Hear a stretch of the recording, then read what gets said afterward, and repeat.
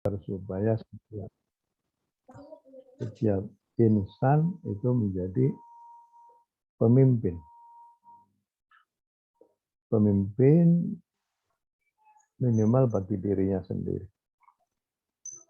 Kullukum ra'in wa kullukum mas'ulun an ra'iyyat. Jadi memimpin bagi dirinya sendiri yaitu bagaimana dia memimpin dirinya sendiri. Jadi ada seakan-akan ada dua sosok ya. Sosok dia sendiri yang mempunyai badan, mempunyai raga, dan sosok nafs, yaitu jiwanya. Raga dan jiwa. Ini tergantung daripada sampai sejauh mana jiwa itu bisa memanage bagaimana apa yang harus dilakukan oleh raganya. Ada satu ungkapan, siapa yang tidak bisa memanage dirinya sendiri, maka dia tidak akan bisa memanage orang lain. Orang yang tidak bisa memimpin dirinya sendiri, maka dia tidak akan bisa memimpin orang lain. Ya seperti seorang yang malas, ya, tapi dia mempunyai keinginan agar supaya dia bisa bekerja, tapi dia malas. Nah, di sini ada pertarungan pada diri seseorang, apakah dia akan menghalau kemalasannya itu atau dia tunduk kepada kemalasan. Ya, ini kan ada dua kekuatan, ya. Raga inginnya tidur terus, sementara jiwa ingin agar supaya dia bisa bangun, bangkit, membaca buku, menulis disertasi dan lain sebagainya. Ya itu dia. Ada dua dari daya tarik menarik. Bagi yang satu ingin agar supaya disertasinya cepat-cepat, gitu ya. Tapi yang satu lagi kantuk. Nah itu dia. Apa namanya itu? Itu terjadi dua tarik menarik.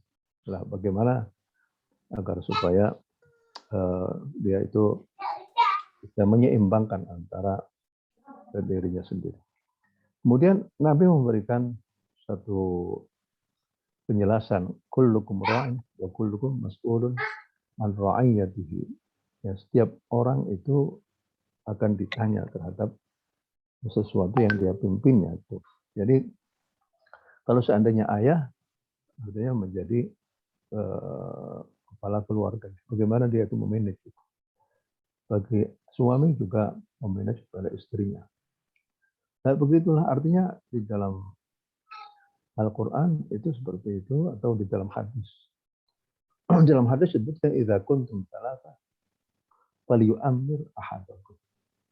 Kalau seandainya kamu itu apa namanya itu ada 3 orang yang bertamasya ataupun bepergian, maka hendaklah satu di antara 3 orang itulah yang akan ditunjuk sebagai pimpinannya. Apa yang dikatakan oleh pimpinan itu yang harus diikuti oleh 3 orang. Syaratnya 3 orang. Kalau 2 orang ya bermusyawarah saja. Sampai sejauh mana? Sampai sejauh begitu ya. Islam itu memikirkan agar supaya apa namanya itu kehidupan itu bisa teratur. Ada pembagian tugas. Pembagian tugas sebagai pemimpin, pembagian tugas. Oleh karena itu di dalam kehidupan selalu kita jumpai bahwa dalam kehidupan yang paling apa namanya itu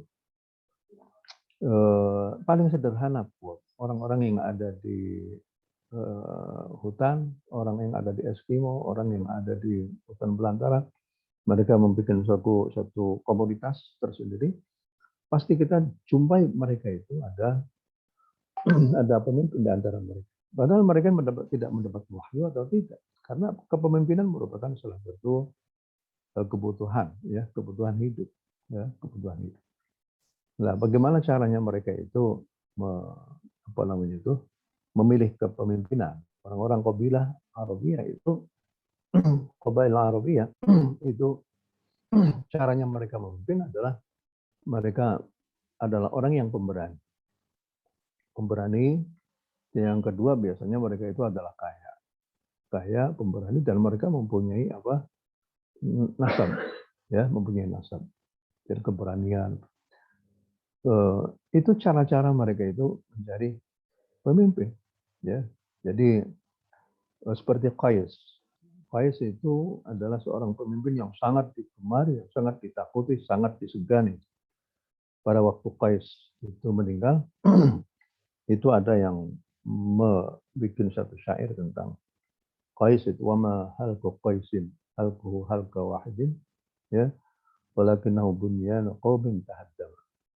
Ya, jadi kematian Qais adalah bukan kematian seseorang, tapi kematian Qais itu adalah merupakan kematian ya seperti bangunan-bangunan yang runtuh. Jadi luar biasa. Ya, baik. Kalau kita lihat misalnya di dalam Al-Quran ataupun hadis, ya. Jadi kita temukan ayat-ayat Al-Quran Al-Karim yang berisi tentang bagaimana bentuk-bentuk pemerintahan pada masa lalu. Bentuk-bentuk pemerintahan masa lalu itu pada waktu Raja Namrud itu ada kita. Kemudian ada Dunwas Al-Himyari juga ada. Berbagai macam bentuk kepemimpinan pada masa itu, pada dalam Al-Quran. Ada pemimpin yang zalim seperti Fir'aun. Ada pemimpin yang zalim seperti Namrud, ya. Ada pemimpin yang bijak seperti Nabi Daud. Ya Daud, inna ja'alnaka khalifatan fil ardi fahkum bainan nas bil haqq wa la tattabi' hawa fa yudillaka 'an sabilillah innal ladzina yudilluna 'an sabilillah. Begitu juga Nabi Sulaiman. Kepemimpinannya bagus. Balqis itu juga pemimpinannya bagus, sangat digemari, ya, sangat disegani.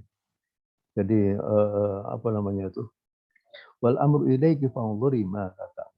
Ya, dahulu bentuk-bentuk pemerintahan itu ada di dalam Al-Quran. Dan bentuk kepemimpinan itu juga ada pada mereka. Ini kalau bisa ya, ini sebenarnya sudah tercantum di dalam nomor 832. Nomor 832. Yaitu bentuk-bentuk kepemimpinan pemerintahan pada masa. Jadi banyak ya abjad-abjad ataupun syair-syair Arab yang mengharuskan bahwa pemerintahan itu harus ada dalam berbagai macam bentuknya. Ada pemerintahan yang absolut seperti Fir'aun dan sebagainya. Ada pemerintahan yang berdasarkan musyawarah. Ya, jadi seperti Ratu Balqis itu penuh dengan kebijakan, ya. Akan halnya dengan pemerintahan Dunwas Al-Himyari di dalam surga Wasama'idatul Buruj. Begitu juga kepemimpinan Dzulqarnain.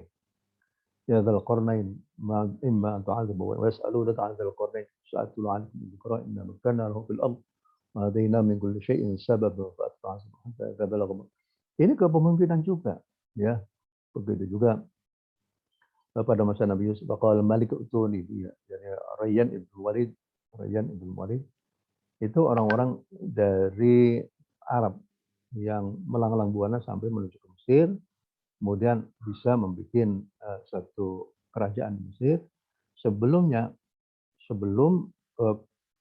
keturunan dari Mesir asli itu, Al-Aqtab, itu mereka muncul, ya, pada masa sekitar 1900 sebelum Masehi di sana. Kemudian muncul kepemimpinan Raja Fir'aun, dan itulah yang akhirnya bisa tercatat di dalam sejarah Kemesiran. Baik, jadi kita lihat bagaimana sih fenomena pemimpinan di dalam Al-Quran macam-macam, ya. Tapi apa yang diinginkan oleh Al-Quran dari kepemimpinan itu? Ya, kepemimpinan itu berdasarkan musyawarah. Wa amruhum syura bainahum. Oleh karena itu Nabi tidak berani untuk menunjuk satu penggantinya itu. Tapi Nabi sudah memberikan aba-aba. Abu Bakar itu sering disuruh oleh Nabi untuk menjadi imam imam sholat. Itu menunjukkan bahwa Nabi sudah mempunyai keinginan agar supaya Abu Bakar. Tapi Nabi tidak bisa menunjuk langsung begitu saja agar supaya menjadi pelajaran bahwa menunjuk pemimpin memang harus bermusyawarah, wasyawirhum fil amr wa amruhum syura bainahum. Kemudian kita lihat juga kepemimpinan Nabi Muhammad sudah tentu merupakan satu kepemimpinan yang luar biasa. Nabi Muhammad adalah fisiknya bagus, otaknya cerdas, begitu juga mempunyai wawasan yang luas, berani dalam mengambil keputusan dan selalu bermusyawarah dengan ini apa yang ada pada diri Nabi adalah merupakan sesuatu yang patut untuk bisa dijadikan renungan bersama bagaimana kita bisa meniru kepemimpinan Nabi itu. Salah satu kepemimpinan Nabi adalah bertanggung jawab. Nah, sebentar. Ini ada. Sebentar ini ada Mas. Halo. Sebentar, saya sedang zoom. Lagi zoom. Iya, ya. Ya, jadi Nabi sangat bertanggung jawab terhadap para sahabat-sahabatnya. Pada waktu hijrah, banyak sahabat yang kekurangan makan, ya Nabi akhirnya mempersaudarakan. Ya. Yaitu bentuk kepemimpinan Rasulullah dalam mempertahankan. Jadi oleh karena itu kita lihat misalnya di dalam Al-Quran kepemimpinan mana saja yang akhirnya bisa kita jadikan sebagai satu contoh ya. Yang paling penting adalah pada waktu Allah SWT telah menunjuk Nabi Daud itu menjadi apa? Menjadi khalifah. Begitu juga pada waktu qalu tabalika qalu anna yakunu lahu mulku 'alaina wa nahnu ahaqqu bil mulk minhu wa lam yu'ta sa'atan. Qala inna Allah astafahu 'alaikum wa zadahu bistatan fil ilmi wal jism. Ilm, jism. Ini hal yang patut untuk bisa dijaga. Jangan sampai kita mempunyai pemimpin tidak punya cakap dalam bidang ilmu pengetahuan, wawasan, berpikir. Begitu juga jismnya itu harus kuat dan kokoh. Karena orang yang bisa membawa orang yang bisa membawa beban yang berat, hendaklah orang-orang yang mempunyai jism yang bagus. Baslutan fil ilmi wal jism wallahi insyaallah wasa'an. Sebenarnya sudah ada itu di dalam salah satu buku itu. Syekhul Islam mana Syekhul Islam? Belum masuk ya. Baik, jadi ada ada di dalam satu buku tentang kepemimpinan publik itu. Kepemimpinan publik. Satu buku atau di mana? Lupa. Jadi seperti inni hafizun ali. Inni hafizun ali. Ya, qala ja'alni ala khazainil ardh inni hafizun ali. Hafiz ali. Kemudian kepemimpinan Talut adalah bastatan fil ilmi wal jism wallahu yu'ti mulkahu man yasha wallahu wasi'un alim. Begitu juga kepemimpinan Nabi Daud, ya Daud inna ja'alnaka khalifatan tahkum bainan nas bil haqq la tattabi' hawa yudillaka an sabilillah. Kemudian alladzina immakkannahum fil ardi aqamus salata wa atawuz zakata wa amru bil ma'ruf wa nahaw 'anil munkar wa lillahi 'aqibatul umur. Itu juga ayat-ayat yang perlu kita renungkan dan kita jadikan sebagai landasan-landasan sebagai seorang pemimpin ya harus begitu. Alladzina immakkannahum fil ardi aqamus salata wa atawuz zakata wa amru bil ma'ruf wa nahaw 'anil munkar wa lillahi 'aqibatul umur.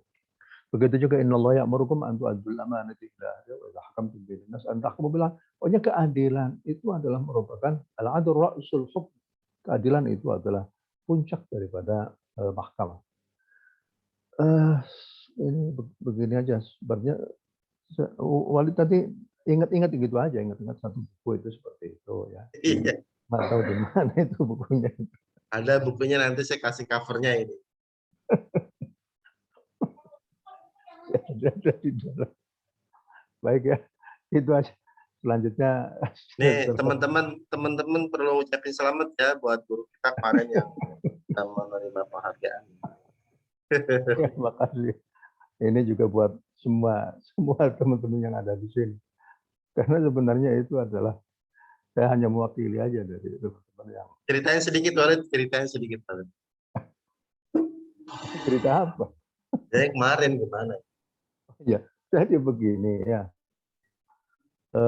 Program mencari lifetime ya, itu sudah lama sebenarnya.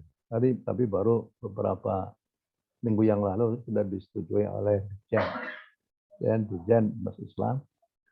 Ya juga kemudian barulah mereka itu mencari sosok siapa yang kira-kira akan mendapatkan anugerah seperti itu. Akhirnya cari, ada yang masa lalu yaitu Pak Saifuddin Zuhri ya, selaku orang yang mengeluarkan SK adanya terjemahan Al-Quran. Jadi Kementerian Agama harus membuat satu tim untuk menerjemahkan Al-Quran. Nah itulah yang akhirnya cikal bakal daripada LPMK dan lain sebagainya. Kemudian siapa lagi? Bapak Quraisy. Siapa lagi? Akhirnya ya ketemulah ya seseorang yang sebenarnya orang itu nggak terkenal, tapi ya berasal dari kampung, salah satu kampung di Cirebon begitu ya. Dia ya menekuni sedikit ilmu pengetahuan tentang ilmu qiraat begitu.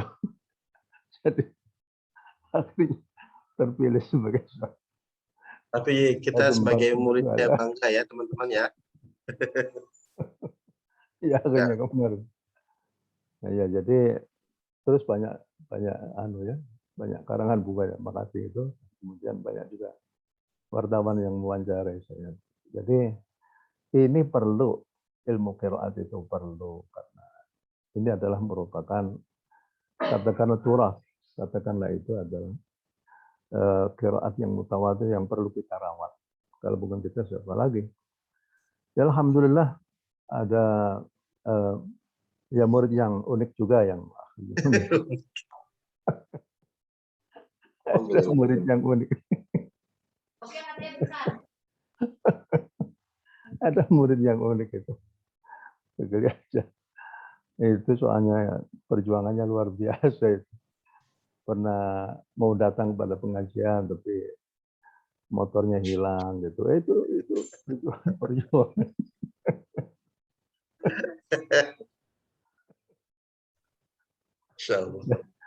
Mencari jodoh susah banget. Jangan di sini Walid. Jangan di sini Walid.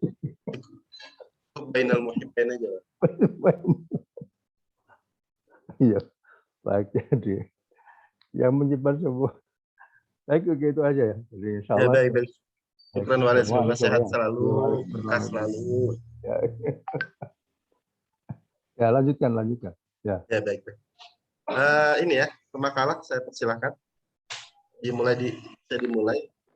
Baik, izin share screen ya Bapak. Ya, di share screen.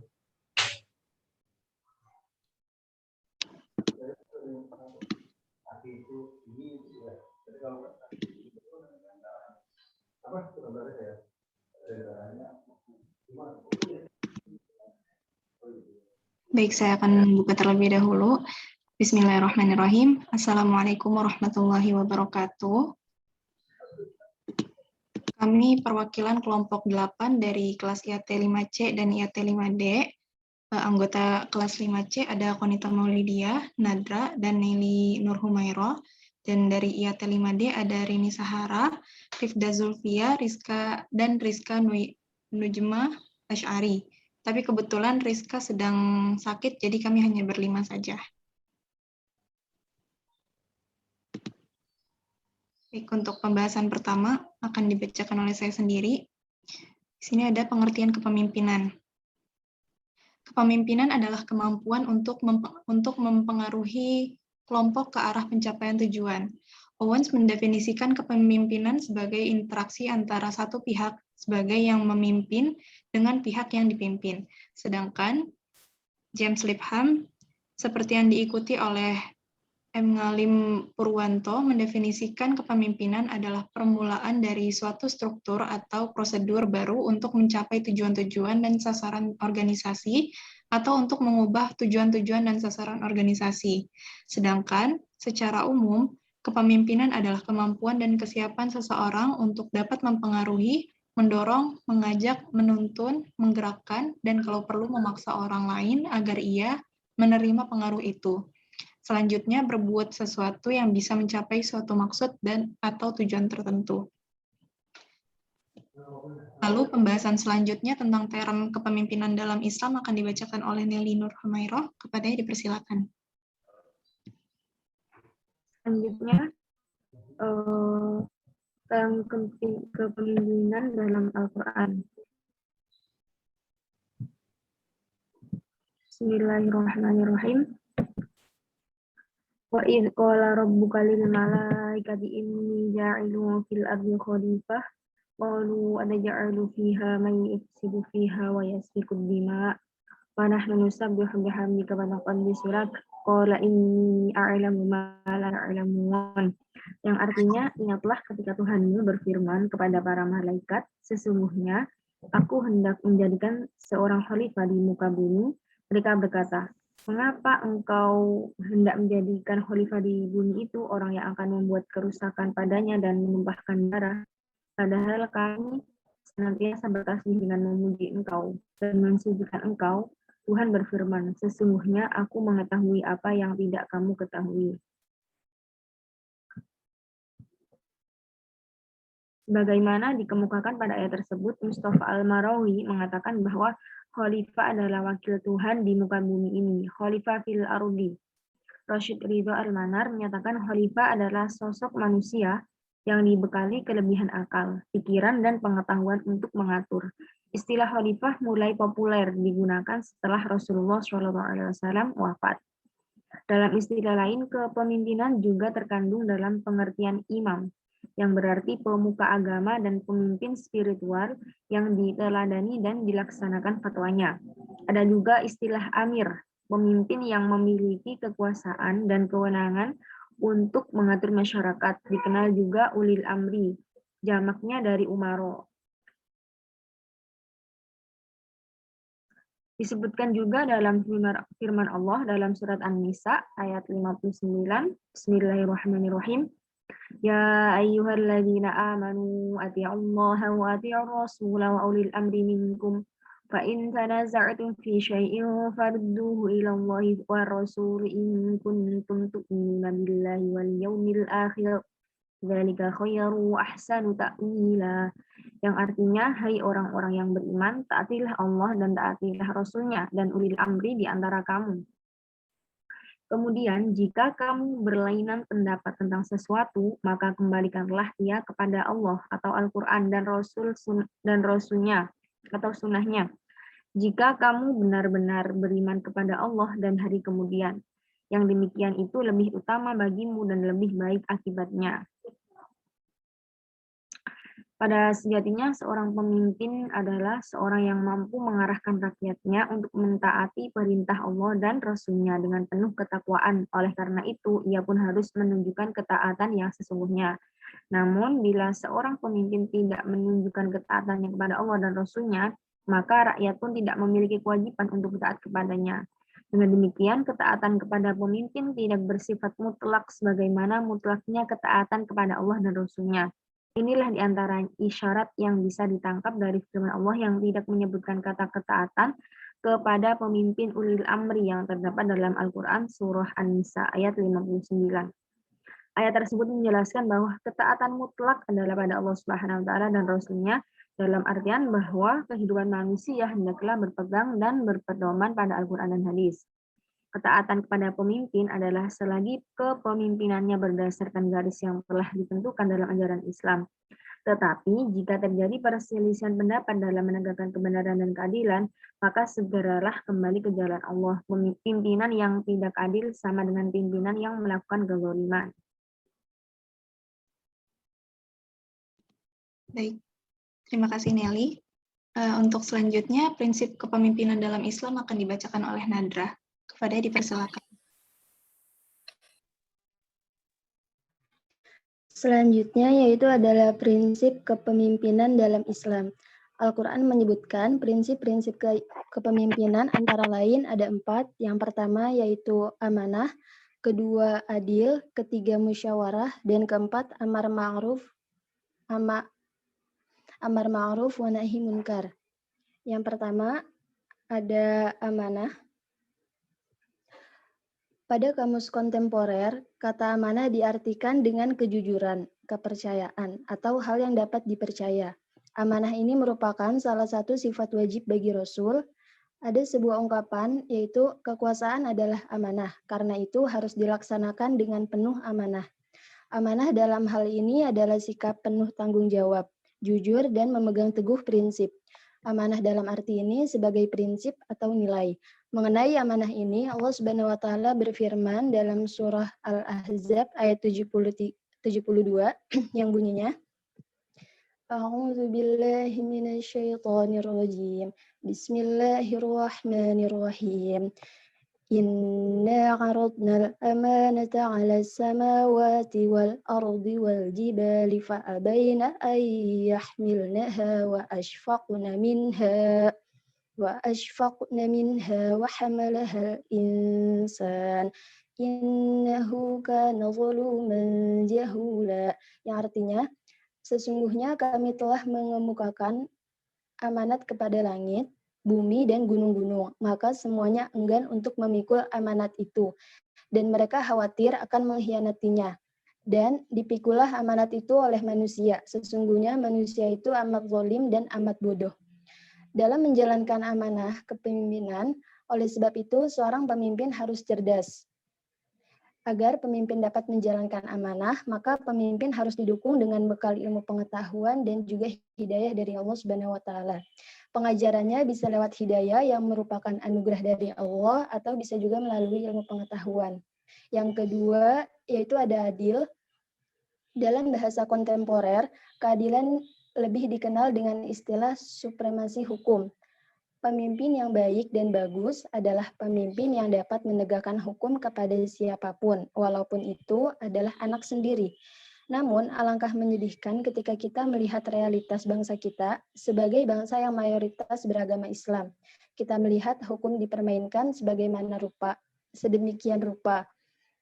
Hukum bahkan berharga sangat mahal. Allah Subhanahu wa Ta'ala memerintahkan untuk berbuat adil bagi pemimpin dalam Quran surah Shad ayat 26 yang berbunyi Bismillahirrahmanirrahim.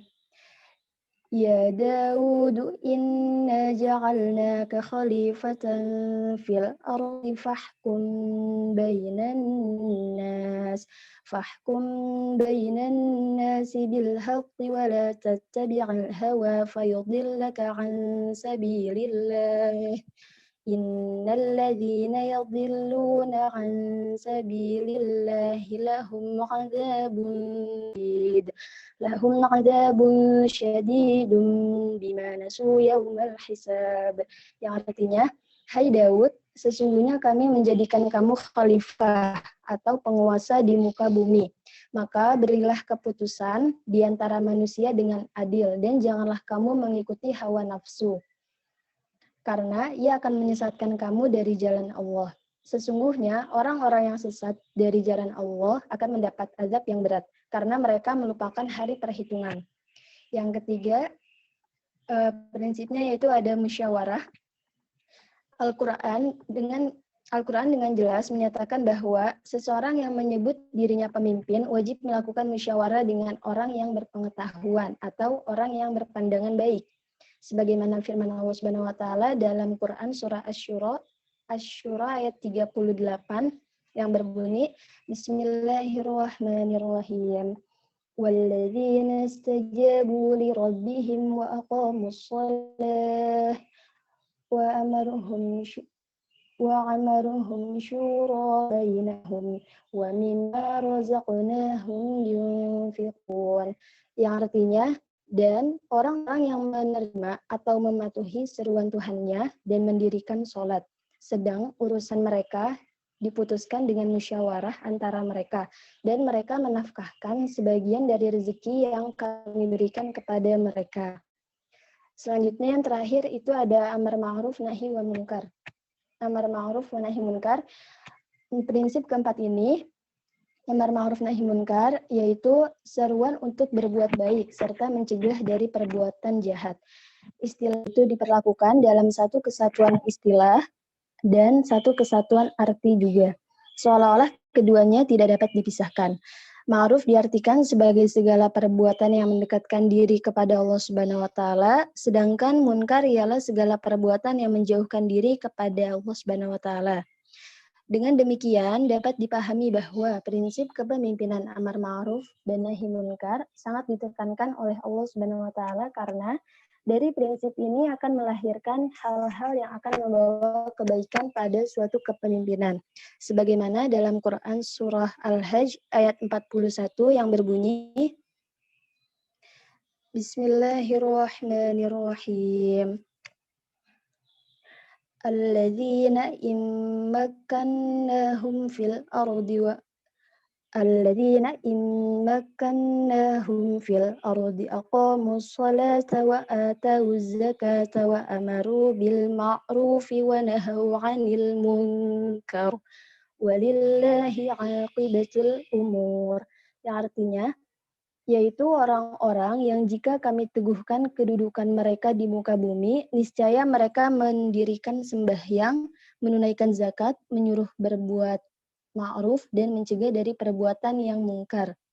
Dan kepada Allah lah kembali segala urusan.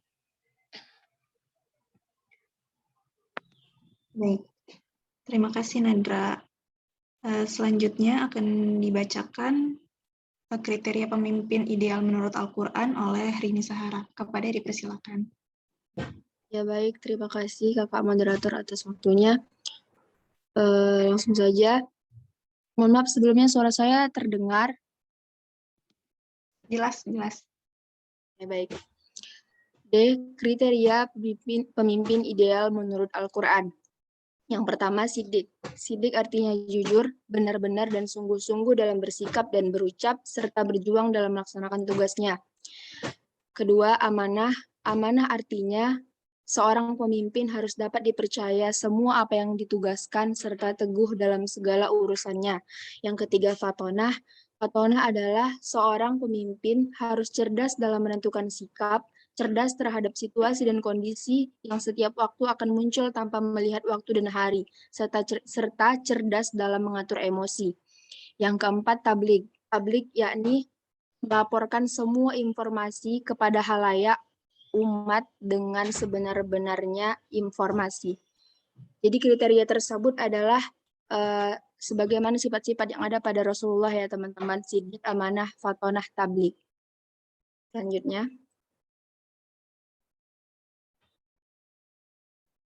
Menurut Imam Al-Mawardi dalam kitabnya yang berjudul Al-Ahkam As-Sultaniyah,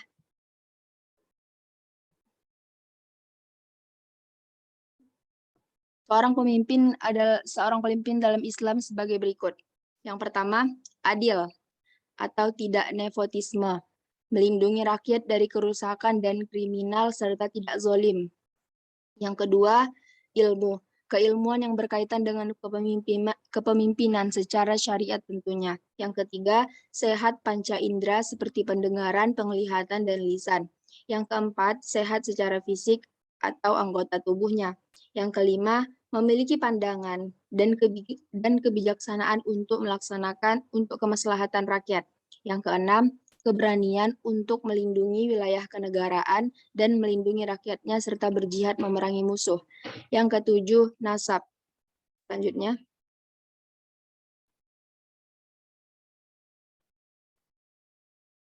Ya baik, saya serahkan kepada moderator. Baik, terima kasih. Selanjutnya, hukum memilih pemimpin non-muslim akan dibacakan oleh Kak Rizda Sulfia. Kepada dipersilakan.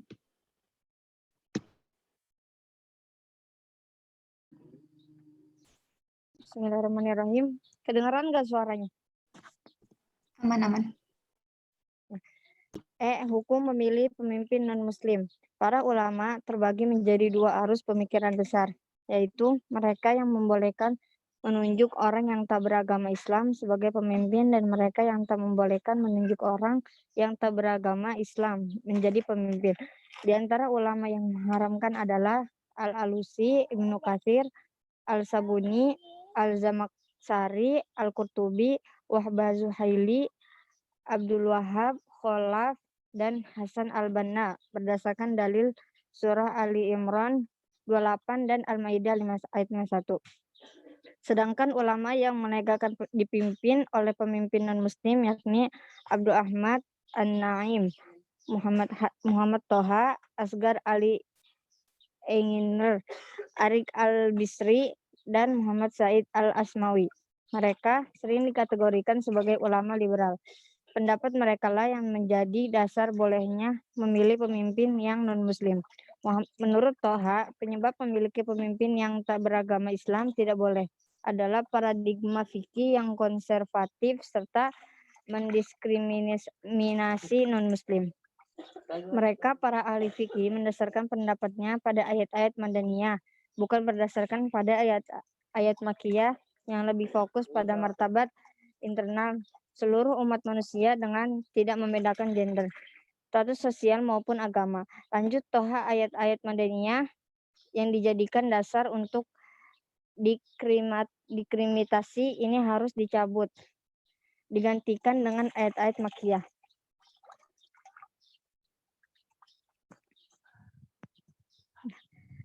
Kembali kepada moderator. Baik, terima kasih Kak Rifda. Baik, sekian pembahasan mengenai konsep kepemimpinan dalam Al-Quran dari kami. Jika ada pertanyaan, dipersilakan.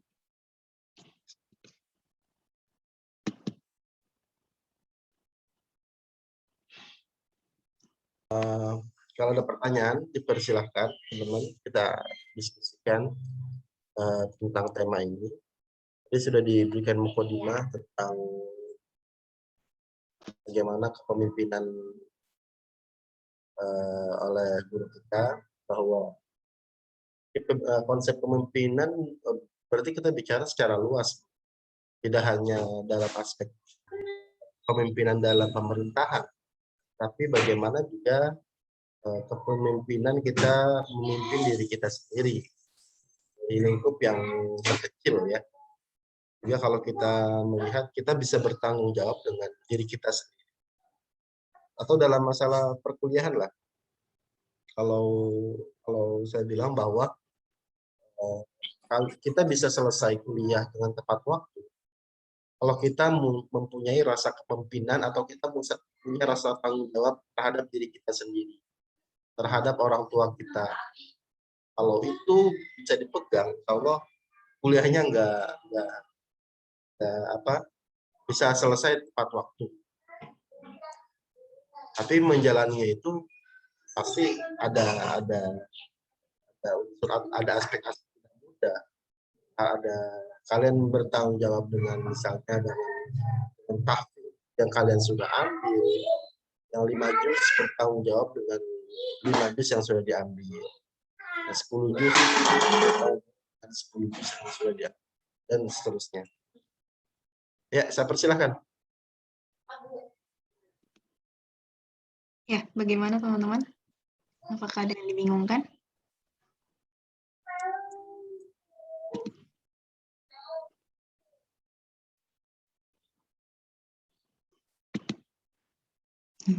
Yuk tanya yuk.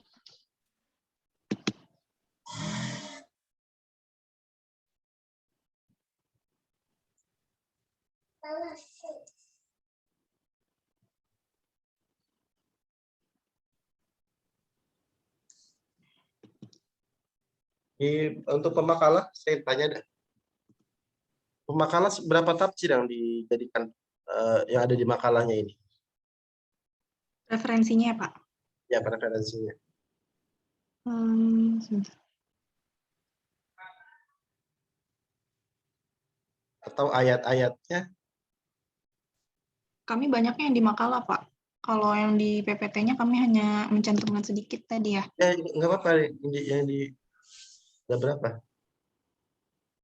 Kalau referensi totalnya ada 1, 2, 3, 4, 5, 10, tapi kebanyakan ada campuran dari jurnal juga, Pak. Ya, sekarang memang kita harus salah satu, kalau nulis karya ilmiahnya itu harus mengutip jurnal ya. Maka nanti hampir diwajibkan kita mengutip jurnal, baik jurnal lokal maupun jurnal internasional. Yang jurnalnya itu masih biasanya dibatasi 5 tahun terakhir ya. Kalau ayat-ayatnya apa saja? Ini pendalaman saja sebenarnya, makalah ada, cuma saya pendalaman saja. Kalau yang di teram kepemimpinannya itu kita ngambil dari Al-Baqarah ayat 30, An-Nisa ayat 59. Terus kalau di prinsip kepemimpinannya ngambil dari yang amanah itu dari Quran surah Al-Ahzab ayat 72, yang adil ngambil dari surah Shad ayat 26. Terus yang musyawarah tadi Asyura ayat 38, yang amar ma'ruf nahi munkar itu Al-Hajj ayat 41. Lalu yang kriteria kepemimpinannya Pak, kami yang siddiq ngambil dari Quran surah An-Najm ayat 3-4, yang amanah dari Al-Qasas ayat 26. Lalu yang tablik dari Al-Anfal ayat 24. Lalu yang fatonah dari Al-Mujadalah ayat 11. Nah, ini ya kayak terus kan di bagian pembahasan memilih non-muslim itu kan ada mengutip beberapa mufassir ya.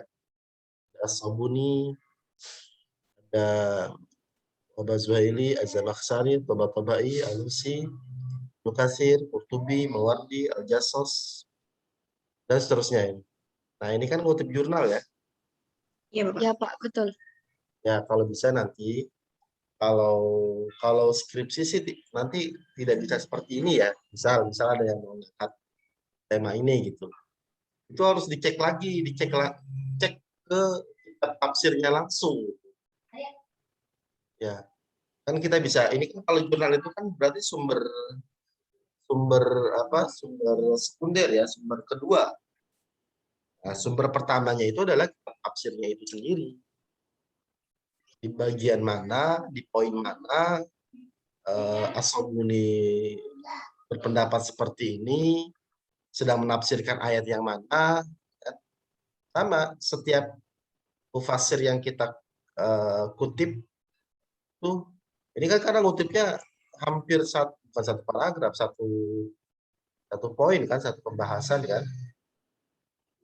Ya, kalau dalam makalah sih nggak masalah ya. Cuma nanti ini sebagai catatan saja bahwa nanti ketika kita mengutip, kalau kita bisa mengutip dari sumbernya langsung, itu yang kita dahulukan dibanding kita mengutip karena jurnal itu pun mengutip dari itu. Kalau kita bisa mengutip dari sumbernya langsung, kenapa tidak gitu. Nah, itu jadi kita harus amanah ilmiah ya. Harus amanah ilmiah. Ini sih sudah bagus karena dicantumkan sumbernya dari jurnal itu. Nah, nanti dalam kajian atau dalam pembahasan atau cara penulisan pembahasan tafsir tematik itu kan nanti juga didahului oleh di sini dibahas nggak definisinya? Ada, sudah ya? Iya, Pak. Di sini ambil dari, nah kalau bisa di sini kan definisi itu ambilnya dari yang paling bisa kita percaya kalau membahas definisi itu dari buku mana kita bang? Kalau kita mau mendefinisikan sesuatu, ambilnya dari mana? KBBI, Pak. Dari kamus-kamus ya. apakah itu kamus bahasa KBBI atau Mu'jam, kamus-kamus bahasa Arab itu. Kalau ini kan ambil dari buku ya. Yang lagi-lagi buku itu pun sebetulnya ambilnya dari kamus. Iya, Pak. Jadi kalau bicara definisi berarti kita nyari dari kamus. Kalau bicara penafsiran berarti kita nggak nyarinya dari kitab tafsir. Kalau terkait cara baca berarti kita nyari kitab qiraah. Kalau pembahasannya ini ranah-ranah fikih, berarti kita singgung juga, misalnya tafsirnya yang coraknya corak fikih misalnya, atau ke kitab fikihnya secara langsung. Ya, ini apa teknis dalam penulisan saja ya, karena memang nanti ke depan kalian untuk nulis skripsi itu ya hal-hal dasar seperti ini yang perlu diingatkan. Nah itu, jadi kita merujuk sesuatu pada minimal kita merujuknya dengan apa merujuknya itu sesuatu yang benar lah itu. Merujuknya dengan hal-hal yang tadi yang saya bilang harus merujuk, kita harus tahu. Makanya di bab awal itu nanti disebutkan kan sumber-sumber primernya apa, sumber sekundernya itu apa, sumber pendukungnya apa. Jurnal-jurnal yang kalian akan kutip pun ya jurnal yang terkait dengan pembahasan. Dalam masalah pembahasan kali ini kan masalah konsep kepemimpinan dalam Islam. Kalau makalah yang satu lagi sebentar ya saya lihat ya.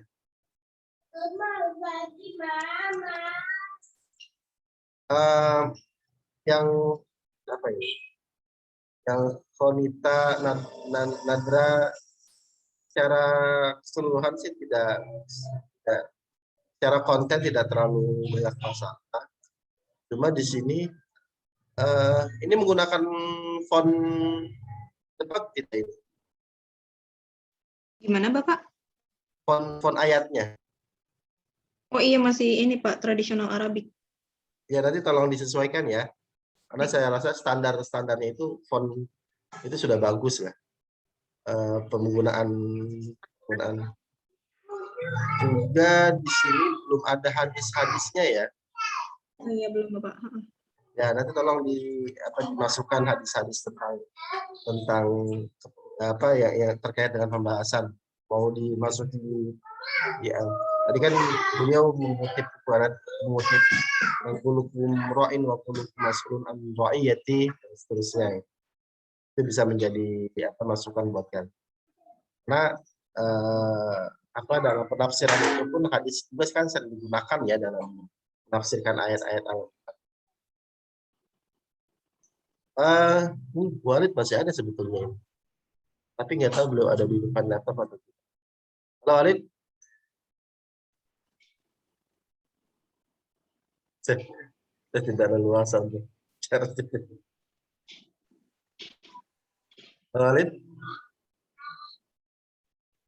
Karena beliau mau berangkat ke Padang ya, siang ini.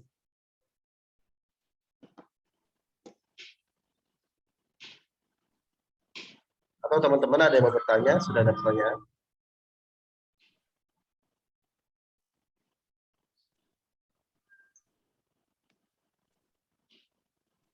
Kalau tidak ya sudah, nggak usah dipaksakan. Saya juga mau khutbah ini, saya persiapan khutbah dulu. Oke, saya serahkan ke moderator. Baik, bagaimana teman-teman? Apakah masih ada yang mengganjal? Mungkin sebelumnya udah pernah disinggung sama Walid tentang kepemimpinan. Iya. Ya, sudah ditutup saja nggak apa-apa. Oke. Izin bacakan kesimpulan? Ya, Perlu baca? Perlu. Oke.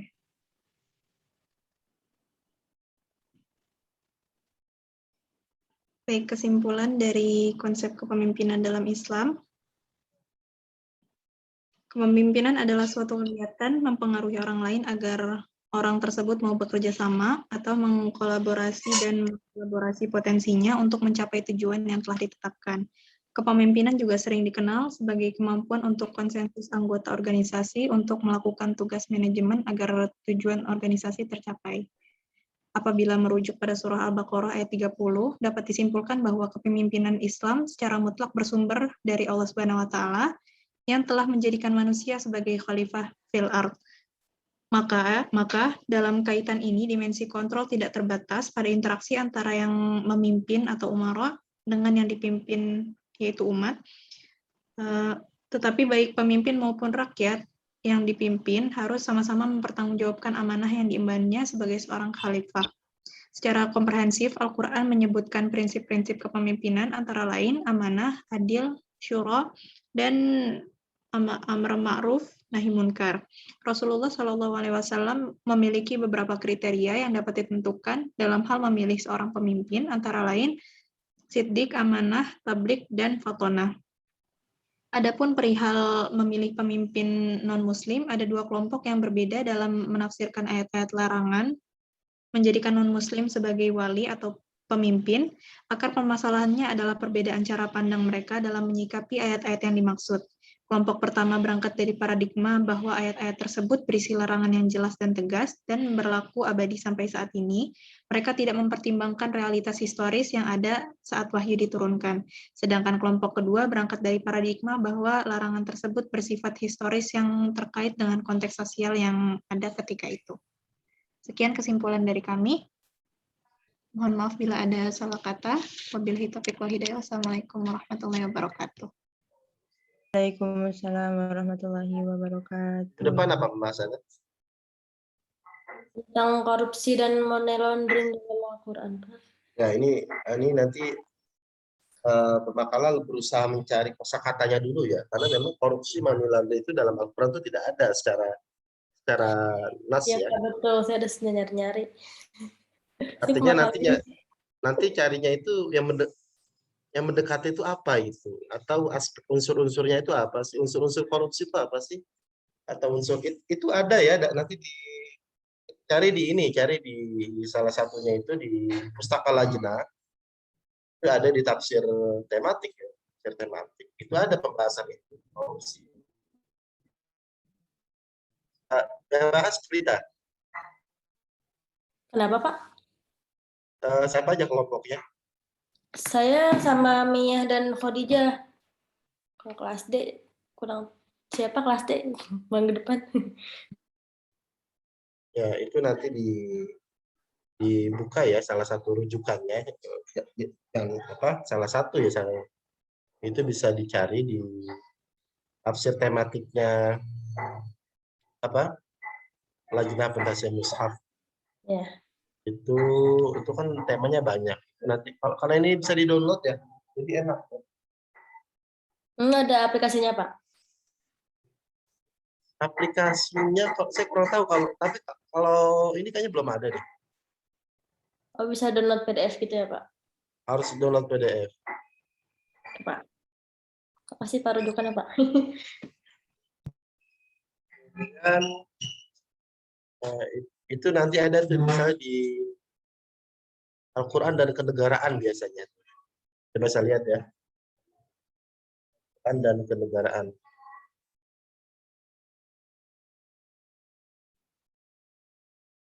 Tema-tema kayak gini agak, kalau kepemimpinan kan banyak ya tema apa, kita bisa gampang menemukannya.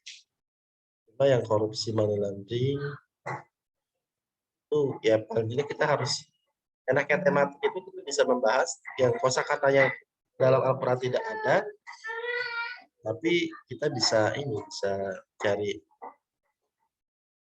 pembahasannya.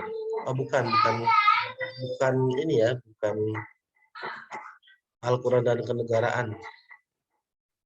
Bisa juga nanti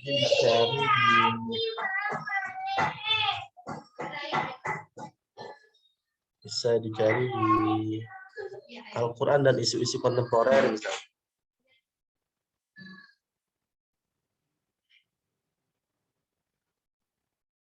Saya pernah lihat pembahasan itu. So, nanti dicari aja ya, cerita ya. Baik, Bapak. Saya rasa itu. Terima kasih. Ini pertemuan keberapa hari ini? Sekarang pertemuan ke-10, Pak. Termasuk UTS. Iya. Ya, oke. Kurang lebih kita masih ada pertemuan 4-5 lagi ya sebetulnya. 4 sampai 5 lagi. Karena kan pertemuan ke-16 berarti mungkin UAS itu pertengahan Desember ya mungkin. UAS itu di jadwal ini Pak, akhir Desember Pak, tanggal Desember ya. berapa Dan gitu. kita Ya. sesuai saja. Nah, maksudnya nanti terkait dengan pengumpulan revisi makalah sama PPT itu nanti kita sesuaikan sama jadwal yang sudah ditetapkan sama kampus saja. Oke, saya rasa itu. Terima kasih sekali lagi. Sama-sama kita akhiri dengan membaca Subhanallah. Terima kasih, mohon maaf kurangnya. Saya akhiri. Assalamualaikum warahmatullahi wabarakatuh. Waalaikumsalam warahmatullahi wabarakatuh. Terima kasih. Terima kasih banyak, Pak.